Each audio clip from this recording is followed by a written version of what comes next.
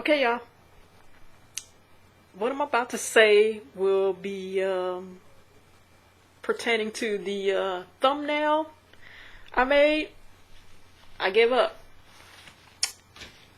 I said I was going to wait. I didn't wait. I went to a movie theater. I haven't been to a movie theater since 2019. Had my wipes.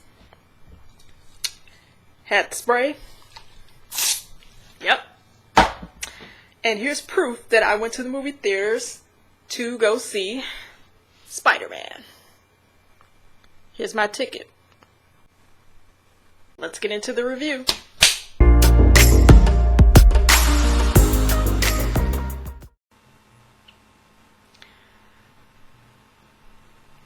I feel like director John Watts saw that 90s cartoon and was like, okay, I'm gonna borrow some of this. Oh my god. It was those episodes with the alternate reality Spider-Man called Spider Wars Part 1 and Part 2. Yeah, 90s Spider-Man did it first. I know. Yeah, but before Into the Spider-Verse, so yeah, nah. Before anybody starts talking about, oh, this movie's copying off Into the Spider-Verse, nope. 90s Spider-Man did it first. Nope. So yeah. Hey, hold it. I know 90s Spider-Man. I know. They stole it from you. But I really, the tone of this movie feels like that 90s cartoon when Spider-Man had to go to different alternate realities, and along the way he had to team up, bring with him different Spider-Men from their different worlds to help him out. Yeah, that's what it feels like. I absolutely love it. How I'm going to try to do the review, I'm going to try and remember everything I saw. This movie's 2 hours, so it's a lot. And I'm going to try explain everything I saw.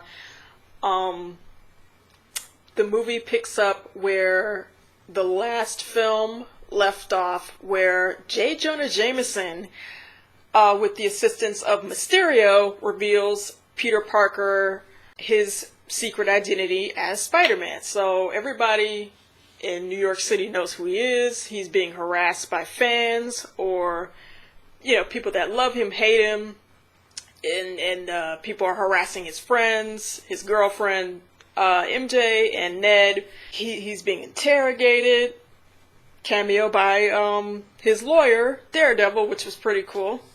I hope we get to see more from him. He settled his legal issue. He actually goes back to school, which is kind of crazy. He's in his senior year, and everybody's trying to sign up to enroll in college, and when Ned, Peter, and MJ try to sign up for college, they're denied. They had 3 choices, and all the schools denied them, all because of they're friends with Spider-Man. The schools don't want to risk having him there. Some people don't trust Spider-Man, and they just don't want that chaos at their schools. So Spider-Man is struggling with having his identity out there, so he asked Dr. Strange if he could think of a spell to make everybody forget that he was Spider-Man. So Dr. Strange agrees. Wong says he doesn't want any part of it. But Dr. Strange was like, yeah, alright, I'll help him out. I'll help you out. Help Peter out. And Wong goes away, and Dr. Strange goes down into his lair, basement, whatever, and casts a spell. That's the part you see in the trailer, where Peter is messing up the spell. It pretty much, that at least that section of the movie, you already know what's going to happen. As Doctor Strange is doing his magic and spells, Peter keeps adding to the spell that, oh, well, I want everybody to forget that I'm Spider-Man except for my aunt. I want everybody to forget that I'm Spider-Man except for my girlfriend and my friend Ned. And then because of that, Doctor Strange had to close the spell. So he locks it in this box. This magical box. And the only way you can release it is you press the button. So he's like, I can't do the spell because you kept messing me up, messing with the spell and concentration, and adding like 6 times you changed the spell, and I just can't do it. If I release it, all hell is gonna break loose. So he's like, just forget it. You might as well just try to talk to the schools that you want to, well, at least one school that you wanted to enroll in. It's a school in Boston. Tech school in Boston, and try to ask them if you could sign up, plead your case why you think you should go to the school. So Peter tracks down the dean or whatever lady, the enrollment administration lady, ask her to plead with her to really, not for him but his friends. Peter feels bad that because they're friends with him, they're being denied enrollment in college. So he tracks this lady down. She's on a bridge in a Uber or whatever, waiting to go to the airport. So they're stuck. The lady's stuck in traffic, and Peter swings over there as Spider-Man and tracks her down. And so as he catches up with the lady in her car Uber, and you just hear this noise. It's like boom, boom, boom, boom. It's like what the? It's like Godzilla or one of the dinosaurs from Jurassic Park is coming. And if you've seen previous Spider-Man films, you know what that sound is. And of course, from what you see, if you saw the trailer, it's Doc Ock. I really liked Dr. Otto Octavius in this. I like that they kind of made his hair look more like the comic books, like this bangs in his face, because it was sort of like in Spider-Man 2, Tobey Maguire Spider-Man 2, it was sort of like parted to the side, not parted to the side, parted in the middle, and he had his hair on each side. But now it's kind of like how it looks in the comic books with the crazy bangs in his face, and he's wearing the glasses more. I really liked him. It was between Octavius and Green Goblin. Those two stole the show for me. So of course it's that whole scene where Doc Ock is fighting Peter, and he takes his mask off and realizes, oh, whoa, wait a minute, you're not Peter. And he's wondering, like, where the heck is he? So they get to fighting. Doc Ock, Spider-Man start fighting. Spider-Man has to rescue a few people because Doc Ock's throwing cars and things like that. He's acting erratic because the arms, the mechanical arms, he can't control them. They control him, so that makes Dr. Octopus crazy. And so that's when you hear Green Goblin. Green Goblin throws a bomb, but all of that stops. Dr. Octopus is swept up. Peter, side note, Peter saves the administration lady, and she's safe, and he pleaded his case, and this is before Doc Ock came, and slightly during. He pleaded his case about the whole college thing, and he had saved her. She said that she would do anything to help him get into college, him and his friends. But anyways, all of a sudden, back to Doc Ock and Spider-Man, they get zapped up. It's like, what the? You realize they're back in the lair. Doc Ock and Spider-Man. And Doc Ock is put into this, like, magical container thing to trap him. And you realize Doctor Strange did that. So Doctor Strange informs Peter that because even though he locked up the spell, some of it got through, and there are different villains coming from different universes of different Spider-Men. They're coming into this world. And he tells Peter that he needs to go track down these other villains that may be out there terrorizing the city. And also, with that note, before, Green Goblin threw a bomb, and before Peter and Doc Ock got swept up, Doctor Strange, for whatever reason, did not capture Green Goblin when they were all on the bridge. Green Goblin managed to not get captured before Green Goblin threw the bomb at Doc Ock and Spider-Man. So Peter, MJ, and Ned, Doctor Strange tells them, listen, y'all need to track down these other villains that are coming into this world while I try and fix this spell and whatnot, and go off and capture more villains, because he had already captured in the sewer the Lizard. He had already put him in a container. Doctor Strange did. So he's telling Peter, MJ, and Ned to go ahead and track down some other creatures out there. Ned, Peter, and MJ track down some weird activity going on near a military base, in the outskirts of a military base. So Peter swings over there. Doctor Strange gives him like that new metallic magical suit that Doctor Strange gives him, that you see in the trailer.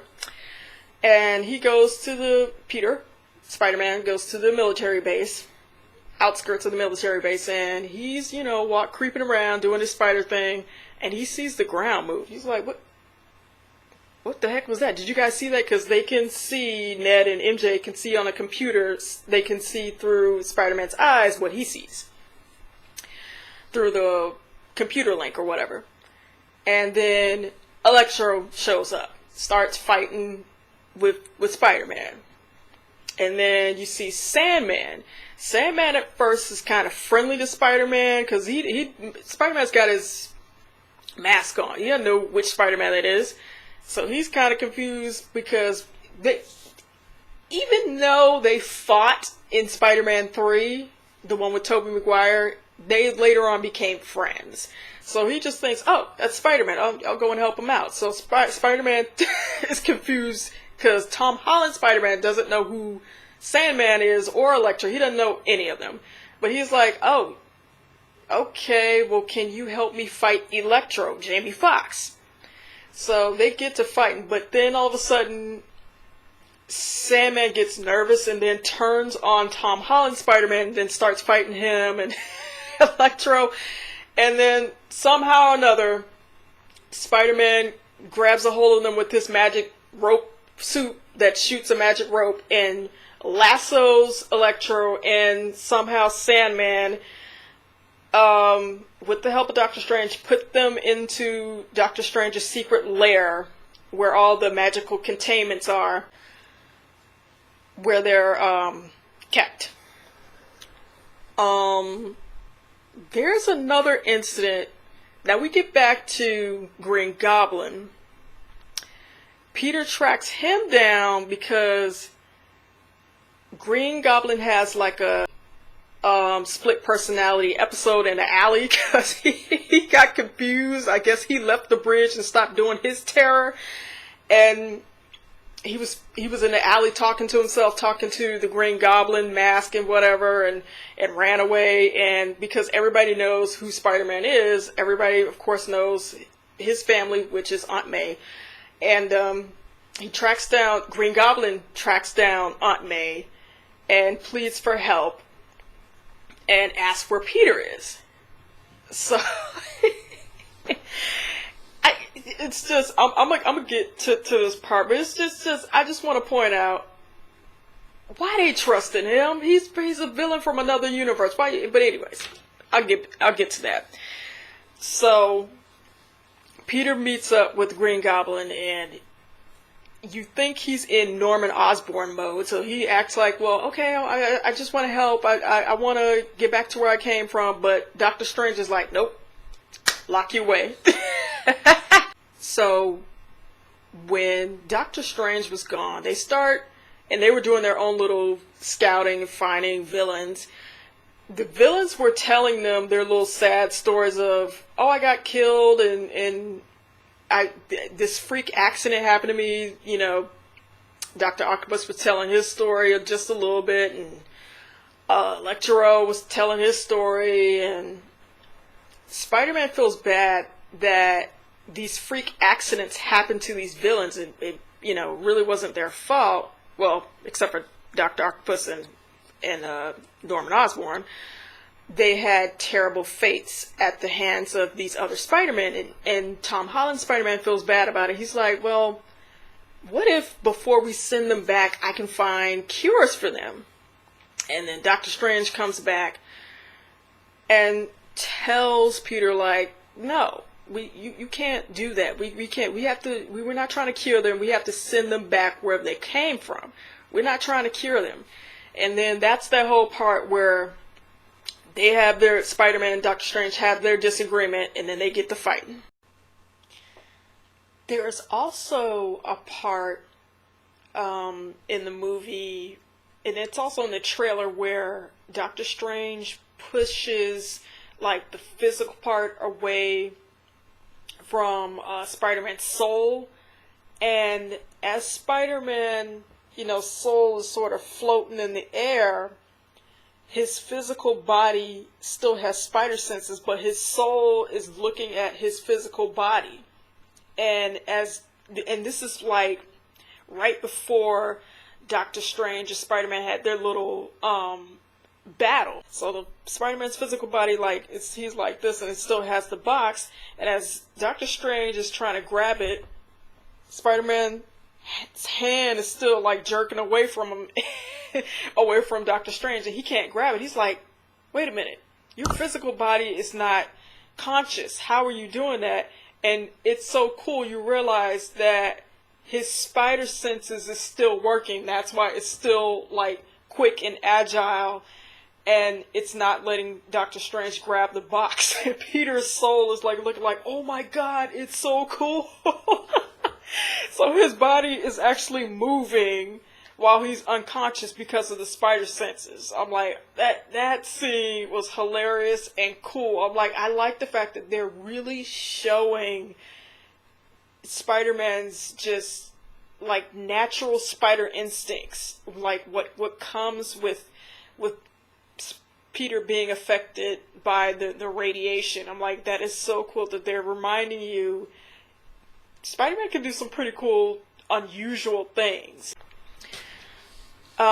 So, amazing enough, Spider-Man gets the upper hand from Doctor Strange and locks him in a portal. So he's floating over the Grand Canyon, apparently, trapped, because Spider-Man managed to get Doctor Strange's portal ring or whatever. And so he gave that to Ned. So before, Spider-Man's plan is, Tom Holland's Spider-Man, his plan is, well, I feel bad about their fate that they all die in their own worlds. What if I can help them, again, help cure them before I send them back? So he tells MJ and Ned, if anything happens to me, Ned, take MJ to your house, you hold on to the box with the spell, and if I don't show up, whatever happens, you press that button, I don't care what happens, just press it, to wipe out everybody's memory that I was Spider-Man, and send them back home if I can't accomplish curing them. So this fool, Spider-Man, oh, young Peter, he takes Norman Osborn, Dr. Octopus, Electro, Sandman, and the Lizard to Happy Hogan's house. That is Iron Man's former bodyguard. And because that's where they had to stay when Peter's identity was made public.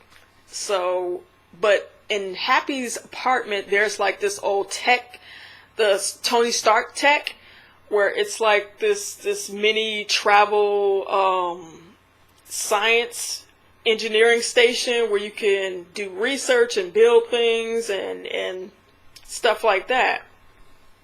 So Peter uses that to try to figure out what problem is with this villain and what can I do to solve their problems. What can I engineer? What can I use chemistry with if they need a potion or whatever. Not potion, but like medicine to get rid of their problems. So they team up. So Doc Ock's first. So he gets some new chip to put on his spine thing, and Doc Ock gets cured. So, and in the process, and also Aunt May's helping too. She's at home too, at Happy's house, apartment. So, Doc Ock's first. He's cured. He's okay. So then Electro's next. So Electro, he starts that talking about like, I don't want to be cured. I don't want to be changed. I don't want to be different. And long story short, they should have known. Green Goblin betrays them because he was acting like, oh, I'll help you make a cure and this and that, and I'll help you fix everybody else and fix me. He betrays them. They get to fighting in the apartment, and Green Goblin pretty much stole the show. He was insane, very manipulative, and I absolutely love it. I love it. What's shocking is he did not do it on camera, and what I mean by that is he didn't show his whole plot. That he was like, okay, he told all the other villains like, okay, we want to stay in this world, so let's pretend like we're going along with Tom Holland Spider-Man's plan, and like we're trying to work with him, but like no, let's get him, let's get that box with the spell, and we're gonna take it because we don't want to go back. Let's double cross him. And it's like I just kept sitting there shaking my head, like don't trust him. I'm like, and I kept saying he gonna double cross y'all. You got to watch, keep your eyeballs on Green Goblin, because you gotta watch that mofo. I just love that. I love that he stole the show so many times, and Willem Dafoe, he was the one I was most excited to see in this, because he was the best thing out of the Tobey Maguire films. I was like, I just want to see him be Green Goblin again and just be crazy and be insane. He was violent and scary. There was a point where Spider-Man was fighting in the apartment complex, and Spider-Man was punching, and Green Goblin was just laughing. I'm like, see, that's some crap that he would do in the comic book. Spider-Man would be punching him like, leave my family alone, stop harassing my wife and my aunt. And this was in the comic books back in the day when he was married to Mary Jane. He would threaten Mary Jane and threaten Aunt May or something like that, and just torture him, and he'd be like, leave my family alone, punch him. And Green Goblin he would just be cackling, like laughing, like, nah, I don't care. Yeah, I just got comic book vibes. It would remind me that whole encounter, that fight was just, I'm like, him being manipulating and double crossing, and then that just while fighting, because usually Spider-Man keeps his cool while fighting.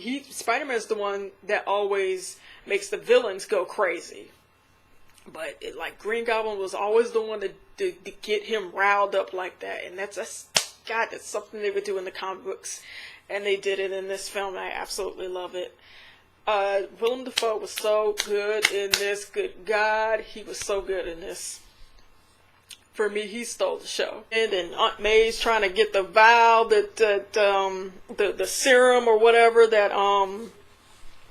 for Green Goblin. She runs out the apartment. Peter's telling her to run. They're fighting, And Doc Ock tries to help because he has the chip. He's cured, but he gets pushed out the window and you don't see him for a while. Electro's going crazy, and it's Sandman. Well, both Sandman and Electro dip. And they are just fighting the apartment. And it gets to a point where they're fighting a little bit outside, and they get pushed back, and then the crocodile guy. So pretty much they all double-cross Spider-Man. Except for Doc Ock, but he got pushed away and knocked out somewhere. He flew out the window. And it gets to the point where they get to the bottom floor. And Peter's just getting beat up by Green Goblin. And Green Goblin, Aunt May's just like, leave him alone. And she's got, from the debris, she's got a stick trying to hit Green Goblin. And what she doesn't notice is behind her is the glider. Green Goblin's glider. So Green Goblin controls it to come through and stab her. So it stabs her and pushes her all out the way, and then Green Goblin flies out the first floor entrance because Spider-Man pushed him, and then he throws a bomb at Peter and Aunt May. And I think it's sad, but I think it was also unnecessary. Aunt May gets killed. Her injuries, she had internal bleeding, she's bleeding, and Peter is devastated. That's all he has. He doesn't have... Well, they don't mention Uncle Ben, but I assume he had an Uncle Ben in this world, and Aunt May dies.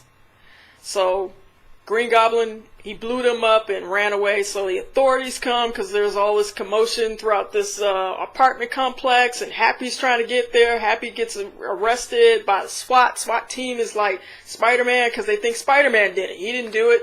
And they start shooting at Spider-Man while he's over there crying over his aunt, and they're shooting at him, and they scare Spider-Man away. He runs away because there's nothing he can do. His aunt's died. She died, which is, I think this is just so unnecessary that she died. It's kind of crazy, but it was sad. So anyways, cut back to MJ and Ned. They're watching this on the news. They're scared for Peter, and they keep calling him, and they're like, okay, well, what do we do? They go back and forth, MJ and Ned, like, should we press the button? Peter didn't come back. We don't know where he is. They're saying one person died at the apartment, Pappy's apartment complex, and we don't know what to do. So Ned, the portal ring that Spider-Man stole from Doctor Strange, he gave it to Ned. So Ned thinks of an idea, like, okay, well, let's try and find Peter before we press the button. So I got Doctor Strange's ring that makes the portal, so maybe if I can make it so where I can open up a portal and maybe we can find Peter. So he does the circle thing. He's like, oh, Peter, is that you? And then you see Spider-Man turn around, and he's like, here's his name being called. He's like waving, and he jumps through the portal. And you realize, that's Andrew Garfield's Spider-Man. He takes off his mask, he introduces himself. They're kind of scared of him at first because it's a different Spider-Man. They're like, what the heck? And then they do it again. They're like, okay, we're sorry. they trust him now, and they realize he crawls on the walls to prove that he's Spider-Man. So they do it again. They're like, okay, we got one Peter, but it's not our Peter. And then see a guy, he turns around and jumps through the portal. It's Tobey Maguire Spider-Man. Oh my goodness, it's Tobey Maguire Spider-Man. And then they all introduce themselves, and both Tobey Maguire and Andrew Garfield Spider-Man say that they've been transported here. They heard it on the news what happened to Aunt May, and they want to get in contact with Tom Holland Spider-Man. They want to help him. They feel like he needs help. So they're like, well, where's the place that Tom Holland Spider-Man would go? Because nobody can find him anywhere. So they think of a place where he would go. It's the rooftop to their high school. So they all meet there, go to the rooftop of the high school. They give Tom Holland Spider-Man a pep talk. and tell him, we've all had hardships. We know you just lost Aunt May. We both lost our Uncle Ben, and Andrew Garfield, got the tears going there. Talking about, I lost my girlfriend and Uncle Ben, Yeah, you really felt he was acting his butt off, Andrew Garfield. I'm like, okay. And he wasn't even my favorite Spider-Man. Tom Holland is. I'm like, okay. All right. But, yeah, so they all hatch a plan. Before they go to fight the villains. They, hatch a plan to, Peter tells him what he was initially trying to do. He was trying to cure the villains, but they messed around and betrayed him. He's like, the other two Spider-Men were like, that's actually not a bad idea. That's all we were trying to do too, is help these villains, but they freaking turned on us. They got crazy. And what if we have a second chance to help the villains from our world? So they get in the science lab of the school, and they start concocting serums and doing, making electronics to shut down that villain and this villain and help the other one. So Peter contacts J. Jonah Jameson of Tom Holland's world, the J. Jonah Jameson that revealed his identity. It tells him, hey, tell these villains I'm going to be at the Statue of Liberty, and I want them to come and meet me there. And so, of course, they're live streaming it. The villains follow the bait that the Spider-Man put up. So they're all waiting at the Statue of Liberty, and they get to fight. And that's that whole part where you see them at the Statue of Liberty structure. They're fighting and whatnot, and then it's the Lizard somehow or another. Well, at first they're struggling, but then they regroup and start fighting. I also like the music in this one. The music got better in this third Tom Holland film, but also, Tobey Maguire was the first. Not necessarily my favorite. I just tolerated him because for a long time, again, he's pretty much all we had for a long time, and then Andrew Garfield and then Tom Holland as far as live action goes. But then I have to admit, with those Tobey Maguire, Sam Raimi films, that Spider-Man had the best underscore music. And then whenever Spider-Man would have an interaction with his villains that came, like Doc Ock or Sandman, you hear that. I'm like, yes, yes, play that music, play it. I'm like, yes.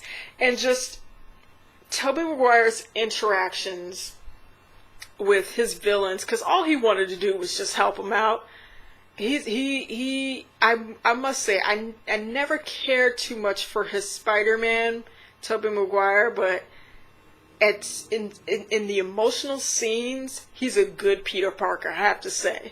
Because when Peter's being kind and sweet, and just an overall nice, sweet person, just thoughtful person that cares about other people's feelings, I'm like, the sweet side of Peter, he always got. Not necessarily Peter's sense of humor, he kind of struggled on that in the Spider-Man parts, but whenever Peter had to be serious and it just always was thoughtful of someone else, Tobey Maguire always got that one. And he just had moments of seeing Dr. Octopus again, and because Tom Holland's Spider-Man had cured him and gave him a new chip so he wouldn't be crazy with the mechanical arm. He was like, Doc Ock was like, Peter, it's nice to see you again, my boy. He called him boy. I'm like, this man about 50 years old now. He's like, you're all grown up. It's like, it's nice to see you again, Dr. Octavius. And like, it was just nice seeing him. Like, yeah, seeing because he was like a mentor, a father figure to that Tobey Maguire. It's just, and I know he felt bad, Tobey Maguire, in his world, that he died, and just to see him again and just them being friends again. Jeez, that was just a heartwarming moment. And also, Tobey Maguire's interaction with Sandman, when he got the cure. Oh my God.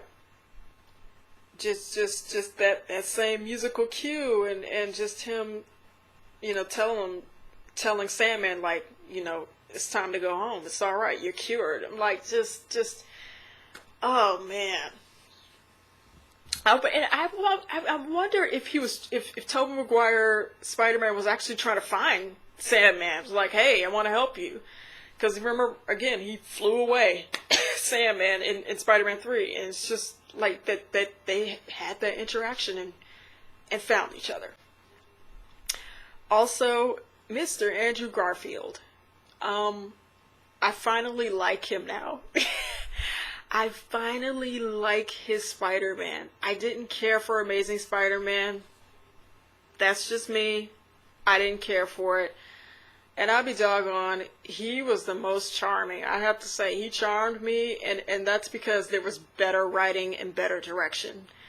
At least I thought. In my opinion, that made Andrew Garfield more likable, because I think what they were trying to do, it felt like with his Spider-Man, they were trying to turn him into Batman. He was a bit emo, and it just wasn't fitting for him. But he is good with that comedy. He's good with the sense of humor. He's the most, Tom Holland, he and Tom Holland are like this with the quips from Spider-Man, that fast talking, sense of humor. But Andrew Garfield was saying some funny stuff where he was asking Tom Holland's Spider-Man, like, oh, what's Avengers? Is that a rock band? That was hilarious. And he made a joke to Tobey Maguire's Spider-Man, because Tobey Maguire's Spider-Man was dressed in like regular clothes. And he was like, okay. And Andrew Garfield was looking at him. He's like, so you gonna wear that? You gonna continue to look like a Sunday school youth pastor, or are you gonna change in your costume? And he pulled the shirt down. He's like, I got my costume. I got it underneath. Tobey Maguire showed the collar of his costume. He's like, I don't wear my stuff out like y'all. I'm like, I like my privacy. He was like, see, this why this little one over here is in this mess in the first place. And it was just funny. It's like, God. And I liked it. And I also liked their interactions with each other. The Spider-Man, when they were talking to Tobey Maguire Spider-Man, Tom Holland and Andrew Garfield, they were like, so your web comes out of you? You don't make yours? He's like, no. It's like, well, where does it come out? It's like, does it come out in other places? And Tobey Maguire Spider-Man's like, listen, I don't need to tell you guys anything. It's like, and which one was that? I think it was Andrew Garfield. Was like, do you get a block? Does it block up? And just like, yeah, sometimes it does. It's like, I can't get it out. I'm like, okay, this is taking a turn. I'm like, yeah, are y'all still talking about the webbing or something else? That was hilarious. Oh my God, they were funny together. I like when they were struggling and they were like, oh yeah, I don't know how to work together. And they're like, the other two, Tobey and Andrew, they were like, well, I don't really work in a team. And then Tom Holland was like, I know it. I've always worked in a team. I worked with the Avengers. That's how that whole Avengers discussion came about. And then they regrouped, and they got their plan straight, and this one's going to do this one, and that one's going to do this one, and this one's going to do this one. Peter 1, Peter 2, Peter 3, go! And then they all swing off, and they start screaming, yeah, wee! All three of them are swinging to go fight villains. They're cheering themselves on. They're like, yeah! I'm like, that is such a Spider-Man thing that, like, even though things have gone to hell, they'd be like, yahoo! Yeah! Let's go fight! They were hilarious. Oh my God, that was too funny. Side note, Ned and MJ, they still have the box. and they use it as bait because also the villains want the box because they're scared that Spider-Man is gonna press the button to make them go back home, and they don't want to go back home. That's the main point of them turning on Spider-Man, because they're like, no, you're just gonna kill us, you're not trying to help us. It's like they did the switcheroo on him because they didn't trust Spider-Man. That's why the villains betrayed him, and so they want the box because they want to stay in this world forever. And they want to be powerful and take over the world, whatnot. So, but they all start fighting. So one by one, they start zapping and injecting the cures and serums on Sandman and Crocodile. They got those two down, and then they get Electro, and then the last one is Green Goblin. So they get to fighting. They're fighting. Green Goblin mostly encounters Tom Holland, but back to Ned and MJ.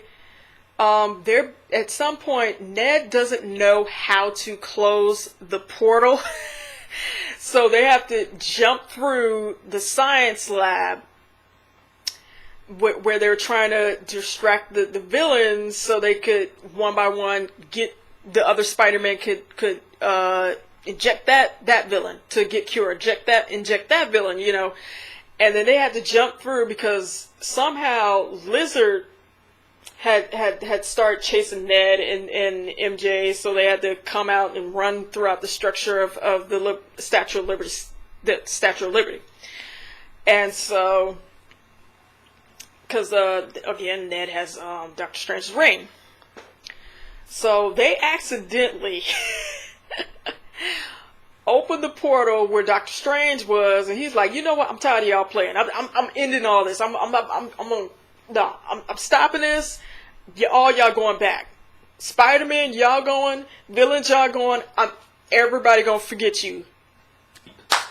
Tom Holland, Spider-Man. But then MJ and Ned plead with Doctor Strange, and they tell him, like, Peter's plan is working, curing these villains before he zaps them back. He's like, look at Sandman, look at the Lizard.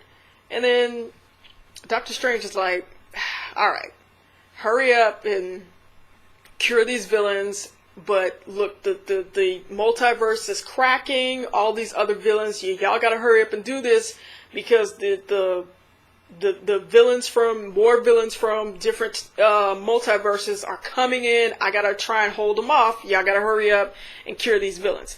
So back to the part with Green Goblin. So the Statue of Liberty, the structure of what they were building, the city was building like a shield, like a Captain America shield on the Statue of Liberty, and that falls because they're fighting all around that, and they had knocked it over. So Spider-Man, Tom Holland, and Green Goblin land on that shield, and then they get to fighting. And so it gets to the point where Tom Holland, Spider-Man, is about to kill Green Goblin. And then Tobey Maguire, Spider-Man, jumps over and tells him, like, no, it's not worth it. He doesn't know what he's doing. It's the serum making him do that. And he's like, you already know, because earlier they had talked about, we know about Aunt May, but you killing him, you being vengeful, that's not going to bring her back. So Tobey Maguire stops him. And this fool, Green Goblin, stabs Tobey Maguire, Spider-Man. I'm like, oh my god. And so he's down, and they inject him with the cure, and then Green Goblin comes to his senses, Norman Osborn. He's like, oh my god, I can't believe I stabbed Peter, and Tobey Maguire, Spider-Man, Peter. And he's like, what have I done? I've done so much chaos. Neutral, calm down. Tom Holland, Spider-Man, swings over to Doctor Strange, where he's trying to hold the multiverse, hold him back, hold all the other enemies that are trying to come through. Tom Holland, Spider-Man, is like, I think you can do the spell. And he warns him. He says, yeah, okay, if I do this spell, I'm not going to remember you. Your friends and those close, anybody close to you, it's not that they won't remember that you're Spider-Man. They won't remember you as Peter Parker. He's like, oh my gosh, like, so you better say your goodbyes now. So he does, and Ned, MJ, he says, well, I'm gonna find you guys, and we'll be together, we'll be friends again. And so he tells Tobey Maguire and Tom Holland, Spider-Man, goodbye. And Doctor Strange, they press the button, he does the spell. Nobody remembers who Peter Parker is. Spider-Man, it's like Peter, Tom Holland is non-existent. Everybody went home. Everybody just forgot about who he was. It's like he's just like a John Doe. So Peter is pretty much alone. He eventually goes to find Ned and MJ, but they don't know who he is, and it's kind of awkward for him. So he's like, let me just leave it alone. So he's pretty much living on his own. He goes to Aunt May's grave, and Happy doesn't even know who he is. He doesn't even know who Peter Parker is. Because Peter went to go visit Aunt May's grave, and Happy was like, how did you know her? He doesn't even tell Happy that was his aunt. He was like, I just knew her through Spider-Man. So he walks away, and Peter has like a radio that keeps up with the crime, so because he wants to still help the city, and it gives you, and this is pretty much the tail end of the movie. I love this fact that towards the end of the movie, Spider-Man is doing something that we always used to see in the comic books. Well, and also from what I remember, the 90s TV show, he's sewing a homemade, cheap-looking costume that looks like it's from Party City. I love it because that is authentic to Spider-Man. He makes his own stuff. It's always stuff hand-me-downs. He scraps for what he can get, and he's letting go of all the Tony Stark tech. Well, you can't get it because nobody knows who he is anymore. Because the spell, they don't even know Peter Parker. They don't even know he's Spider-Man. He's just like non-existent. And I like the fact that now he doesn't have the luxury of the Avengers anymore, Stark tech. He has to think on his feet and learn how to be his own man. He doesn't even have Aunt May anymore. That's the sad part. He doesn't even have his friends anymore, and that's just such a Spider-Man thing. Spider-Man, man, he's always had the worst luck, and the sad part is that's life. Most of us, we have crappy things happen to us, and that's why Spider-Man is so relatable, and it's bittersweet. Because you want him to, like, just grow as a character and be, be his own hero and not have to rely on the Avengers and friends and just be the Spider-Man that we know. Because that's who Spider-Man is. He's a guy that thinks on his feet, and it's chaotic, but he just the way he improvises all the time. I love that. He never had the bells and whistles, but now, he's got to, he's at the bottom, but he's got to build up at the, get to the top again. So I just love how it ended. I love how it looks like the classic suit from the comic books. That we all know and love. I thought that was a nice touch that he's finally really like the comic book Spider-Man that we know. That closing shot of him swinging away and it's snowing. It's around Christmas time he's swinging around and swings into the camera, and then it goes black, and oh my God, with that classic suit. That just warmed my heart, and I just love that just those last few minutes of No Way Home. Just as a little kid, loving this character and seeing something so familiar, like the closest adaptation come true in live action. I thought I'd never see it. Yeah, we've had Spider-Man, of course, as in this movie we've seen, but to see that suit, like, that kind of looks cartoony and looks like the cartoon, man, in comic books and cartoon, 90s cartoon, Jesus, that just meant the world. As a Spider-Man fan, look at this. Look at what I got on. That old school logo. That end credit scene with Venom, very lackluster, waste of time. Not saying they should have put Venom in the film, but I mean,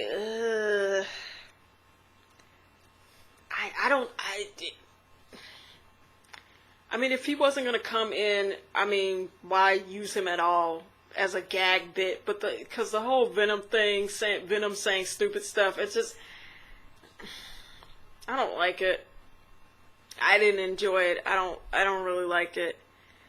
It didn't really make sense to me. But, some of the symbiote is left over, so maybe there's a Secret Wars thing that we could be leading up to. So I don't know what's going to happen with that, but I feel like they wasted Venom. It was just kind of weird. Somehow, guys, I lost footage of my outro / rating suggestion of No Way Home, so now I'm just doing an audio version. This movie, to me, is a must-see. If you are a fan of the original live-action Spider-Man, you will not be disappointed. Please leave a comment below and let me know what your thoughts of No Way Home were. Did you like it? Did you not like it? Please like and subscribe, and thank you for tuning in to the Pearlie Review.